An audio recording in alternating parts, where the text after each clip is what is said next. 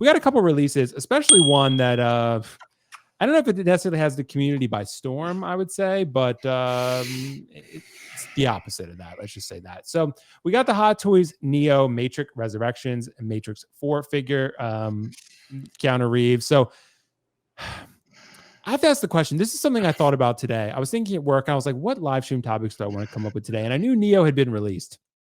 And I know at one point, Hot Toys was like, all right, it's Keanu Reeves. We like Keanu Reeves. You like Keanu Reeves. Let's make him. This is a popular character. That Neo original one on the aftermarket is pretty valuable. Maybe we should make another one. This movie is going to be good, don't you think?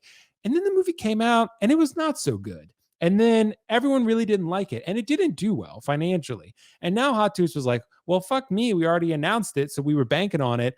But I'm wondering, sometimes we ask Hot Toys to produce figures that are outside the normal Star Wars, Marvel, DC. But when they do, sometimes it ends up like this, where no one gives a fuck. And I'm wondering, how does Hot Toys make this decision, Kiko? What do you think? Why do Hot Toys produce these type of figures? I mean, do they think there's enough of a market here for this Matrix? Because I think with the way the film turned out, it turned out to really backfire. What do you think? If I thought the John Wick figures were boring, this is even more boring. I mean, you get John Wick in the black suit or whatever. Yeah. Now you've upgraded to just a black sweater, black pants, and a longer black coat, and with the Johnny Silverhand head. So, damn, I mean, there is nothing exciting about this thing at all. The original Matrix was a revolution in film. It really got you thinking, you know, the whole red pill idea and memes. I mean, iconic, sure. And we've talked about the original Neo being one of those, you know, Grail chase figures that people want. But why do they produce these? Maybe contractually obligated. Maybe this is some bigger deal in other countries as opposed to just the US market that obviously we three are in. But damn, you want to talk about just no one caring? Like when they announced it, I thought it was like an announcement, not an actual blogger release, because I'd forgotten about it. I forgot this was a summer showcase Toy Fair exclusive figure from 2 years ago. Sweet bullet effects, man. It just looks, but I guess rough, that's it.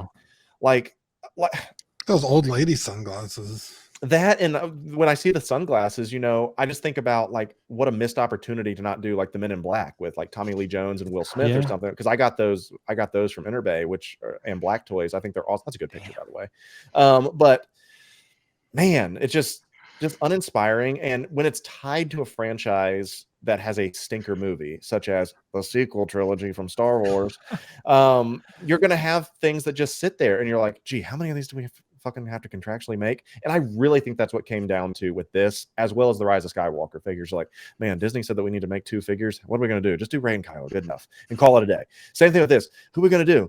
I don't know. Do we have some spare parts running around? Yeah, we have a body. We have a black coat from Nick Fury. We got the Johnny Silverhand thing. We got some Stan Lee glasses. Let's just put it all together and just call it a day. And there you just made a nice figure altogether. So you could probably put this figure together for about $50 total on the aftermarket and find some really cool bullet effects. And that's about it. But why do they do it? I think it's contractually obligated, honestly. Bro, this is not even a good head sculpt.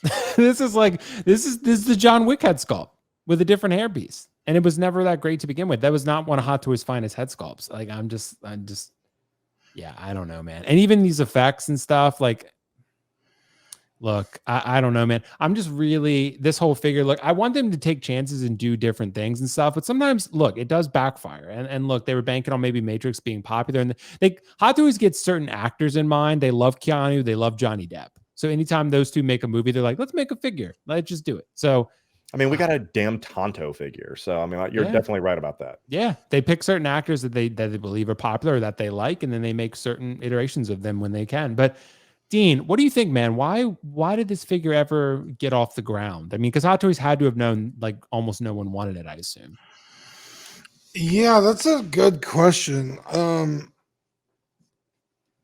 Because this figure is, and this is no fault of Hot Toys, because it's just the way the character is designed. It's boring. Yeah. It's like black pants, a black sweater, and a long coat. It's like, motherfucker didn't even have a belt. Like, it's like, they couldn't afford the belt.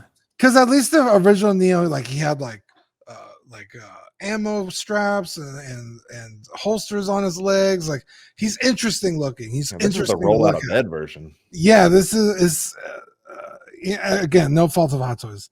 And the movie, you know, people were hyped for it. People were really hyped for the Return of the Matrix, and then we got what we got, and everybody was like, "Ew, ew."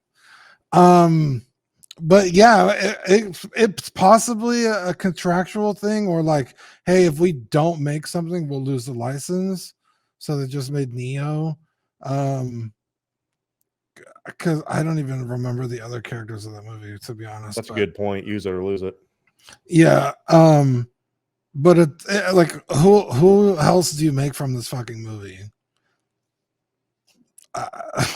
The girl that nobody knows. Yeah, the girl nobody knows, Agent Smith that nobody knows, and a recast Morpheus.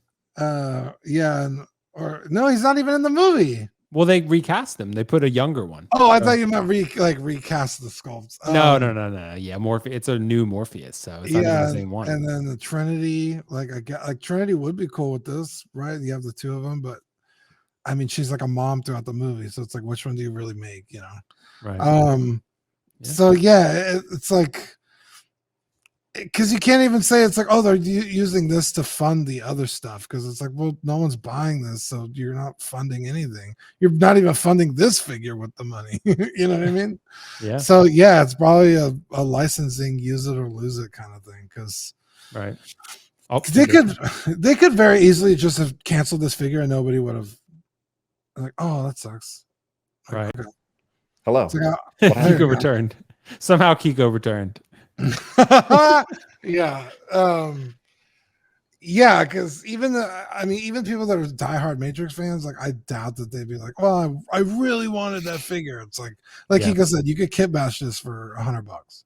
Yeah, I think you could. And guys, we won't waste too much more time on it. And I feel bad for shitting on this figure so much, but it's just so unremarkable. Yeah, it's no fault of Hot Toys. No, it just is what it is. I mean, they could have done a better head sculpt, but why? Because no one wants it. I mean, It's kind of like, and you know, I started to understand that with Gore. Remember when they half-assed Gore the God Butcher? But I was like, I mean, it is Gore, right? So like, if it were someone else a little more, I loved Gore. I thought he was great, and I would buy a Gore figure actually if the arms were done right. But I also get why they half-assed it. So, you know, because it was a film people didn't really like. That said, guys, we got to talk about some other topics here. And we did get one comment, though, I want to address real quick because I wanted to make sure. I have no way of verifying this, but I'm going to take the word for it. So, David, stage 4 cancer patient, long-time viewer. Sorry to hear that, man. I hope things are going well for you. Please give a shout out to Clark and David. Clark and David, hello. Thank you guys for watching. Thank you, David, for the support. And, of course, with your battle, man, like, best of luck with that. I know that's got to be difficult. So, appreciate you for watching. And of course, shout out to Clark and David. Hope you guys are enjoying the show. And of course, I saw that comment and I wanted to address it real quick. So thank you. Appreciate you, man.